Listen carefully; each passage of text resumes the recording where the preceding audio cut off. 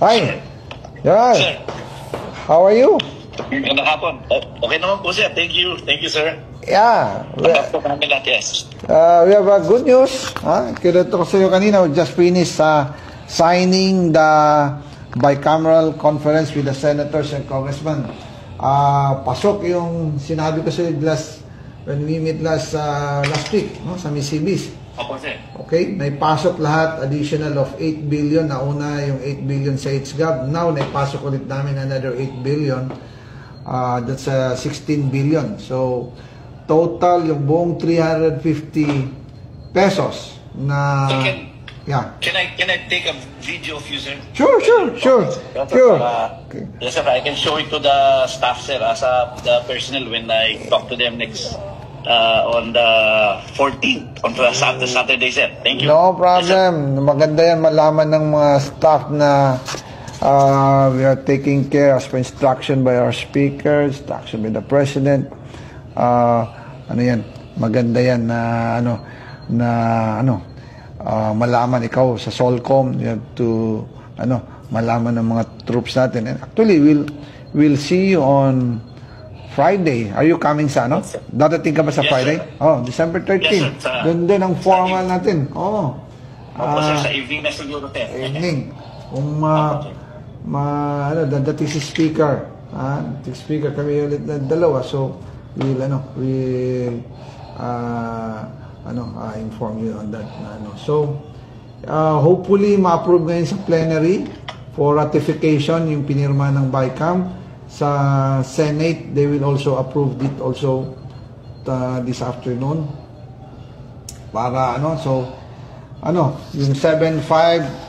na nare-receive ng CAPCO, magkakaroon sila more or less dagdag na 10,500. So that's more than double of their salary. Yes, sir. So, please, okay, na-inform din namin kanina si Chief Browner, but I want to inform you mismo diretso. Kasi tayo nag-usap ng sa Misibis and we announce it that na we'll make sure na an additional of 8 billion on the BICAM. Thank God na we're successful tayo na naipasok natin ito sa kasundaluhan. So please inform our soldiers na natuloy and na then the president will approve the budget more or less December 20. So once approved yan, starting next year, meron ng allocation ng ating mga kasundaluhan ng 350 pesos a day na subsistence allowance. Maraming salamat po, sir.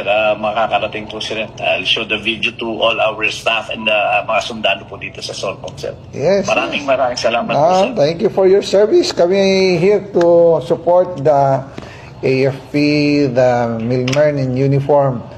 So, yung mga black propaganda dyan na we are close with the left, hindi totoo yan, gawa-gawa nila yan para lang, alam mo na, yung mga budol-budol dyan.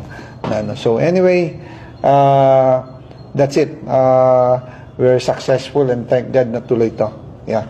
Thank you po, sir. Thank you rin. So, do you have, can we request a short Christmas message sa ating mga tao, sir, sa mga personnel natin, ng mga tropa? Oh, yeah, sure. To all our soldiers in the ground, you have a Merry Christmas and a Happy New Year. Dahil dito sa subsistence allowance, this would be the legacy of the BBM administration under the leadership of the House Speaker Martin Romualdez. And we appreciate your service to the nation. Lahat na tulong ninyo sa pagdepensa sa ating bansa, sa ating sovereignty, sa ating peace and order.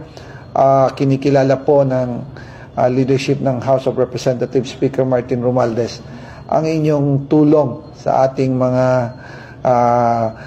kababayan, sa ating buong bansa. Kaya kami nagpapasalamat and we know matagal na itong badly needed but we just heard it last August kay Chief Browner na kung pwede may pasok. So right there and then hinabol natin to sa HGAB, then now additional of another 8 billion, naging 16 billion. So again, congratulations sa inyong lahat and hopefully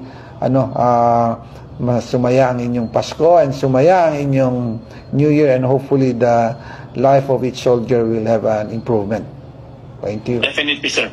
Sir, maraming salamat po, sir. Stay Thank safe, you. sir. Thank At you. Merry Christmas din po, sir, from your family dito sa Southern Luzon. Thank you. Salamat. Thank you. Bye-bye. Thank you, sir. Sige. Thank you, sir. See you. Opo, sir. Bye.